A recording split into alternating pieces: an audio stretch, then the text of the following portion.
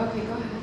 A lot of art history that I'm misconstruing art history. Well, because a lot of what happened in the 70s was already well in place in the 60s. Most of the primal movers of conceptual art had already well established themselves.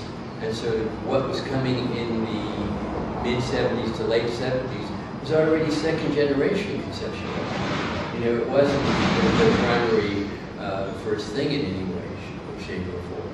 But anyway, I was just thinking about, think about this as a piece. Don't listen to reason. Don't listen to reason. Okay? Think about that. Sounds like Andre. No, but think about that as an idea. I mean, because what seems to have occurred in sort of the present moment in art history is that everything is rationalized and reasoned to the point that it's totally boring. It's nothing. Don't listen to reason? Don't listen to reason. Don't be sensible? No, I think being sensible means not listening to reason. Oh my God, this is beyond my I think that, I think being sensible means not listening to reason. Because reason is just a system of persuasion like any other system of persuasion. Okay, I don't get it. Okay, don't listen. There are some things that you don't get. I don't get that, that's okay. for sure. Don't get that, because for me, don't listen to reason means don't be sensible, but maybe I'm from like well, if you're talking to a child, you say to them, you want to listen to reason. But if you're talking to an adult knows that reason is always used as a means of persuasion. All propagandists have perfect reasoning. There's always a perfect reason for this propaganda. That's very, very profound. Well, I don't know if it's profound or not, but don't listen to reason. Okay, but we, as you know, come from a materialistic society, and we really are not good role models for anybody to listen to anything you do.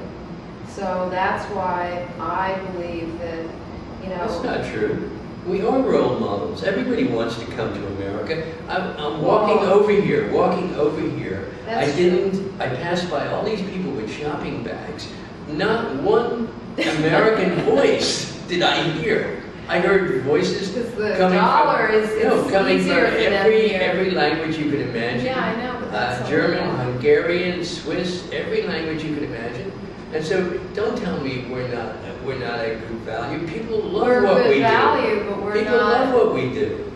Come on. I'm not talking about America. They hate us too, but that's part of love. I'm talking about like on a deep level. Where it's a materialistic society, so I mean it's hard to make all kinds of moral statements. It's not materialistic now. Tell me where it's not materialistic. Materialism is the my piece, Consume or Perish. Consume or Perish. You saw that piece. I did it in the subways in the 80s.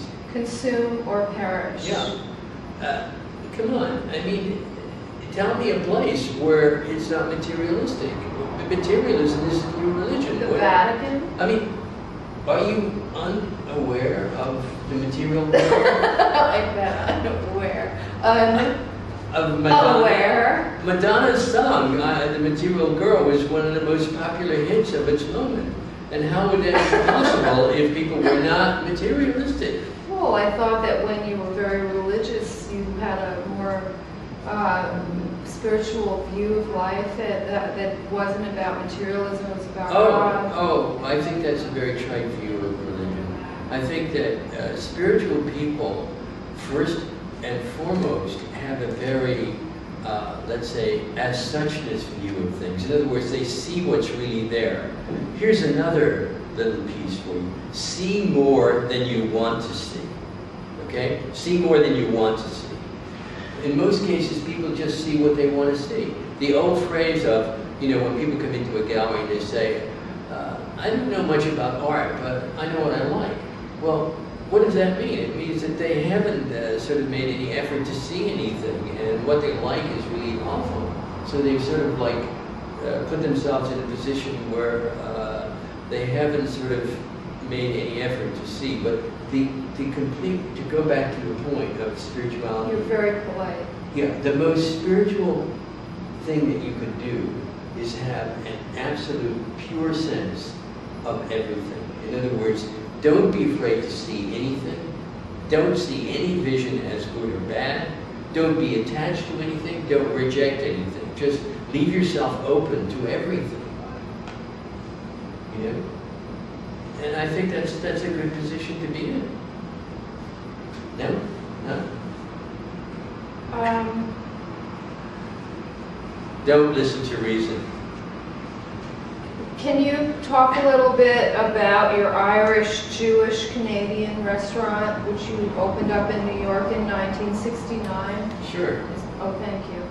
We held a competition there, which was called Miss Potato Latka 1968.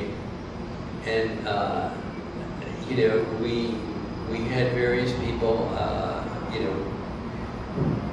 The thing was that Mickey Ruskin asked me to do a piece. You know, I don't know if you remember Max's Kansas City, but Max's Kansas City, you know, Mickey would sort of like say to people, okay, give me a piece of art, and then, you know, if the piece of art is $5,000, then you can eat here until the $5,000 is eaten out. I mean, no, literally, he did that, okay? And a lot of people did it, and then, so when he came to me, I said, I don't feel like doing that. And then he said, well, you know, what would you like to do? And I said, well, I'd like to open a restaurant. And so he said, great, that's a terrific idea. So we opened a restaurant called Levine's. And I came up with it was a very conceptual piece. A lot of people thought it was real. But I came up with the idea of Irish, Jewish, Canadian cuisine, which was sort of like, you know, based on some kind of conceptual idea of my background. It wasn't, none of it was really true. All the recipes were supposed to be Mama Levine's, but, you know, anybody who ever ate my mother's food certainly would never come back to second. She was Catholic, right? Yes, she was Catholic, but that has nothing to do with her food. But certainly, you wouldn't open a restaurant on my mother's food, that's for sure. But anyway, so it opened, and it worked for a certain amount of time. It worked until Max's Kansas City burned down, and then Mickey didn't know what to do at that point, and so he said, we got to close this and open it as Max's, because I don't, you know. Oh, so they might have had this instead of Max's Kansas City? The Irish, Jewish, Canadian restaurant? No, we closed Levine's and opened Max's where Levine's was. Oh, really? Yeah. Oh, so that's where Levine's was? Yeah. Oh, I see.